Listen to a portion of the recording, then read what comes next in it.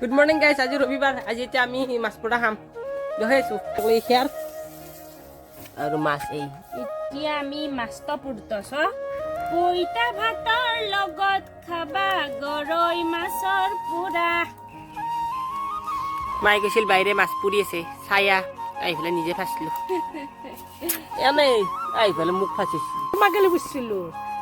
তাৰপিছত তাই কি কৰিব পাৰিছো? তাও বোলে খাব, তাইক বোলে বেছিকৈ লাগে বোলে। মাছ পুৰা জ্বালা দেও পুৰা খাম এতিয়া আমি। এই মাছ পৰা থাকিলে আৰু কাষত কোন থাকিবতো জানেই। এইটো কোন মাছ লাগবি না বস্তু দেখক খাৱাৰ মাজতে। এই কালিৰ পৰা এইটো আমাৰ তাত কোন আছে চাওক, এইটো আছে কালিৰ পৰা। এতিয়া মই ইয়াক পুহিম। এৰ নাম মই দিছোঁ চাৰ্লি। কি হৈছে ভাত খালি নে? খাৰ মাছ পুৰা দিম, এতিয়া খাম পুৰা। এতিয়া খাওঁ দিয়ক।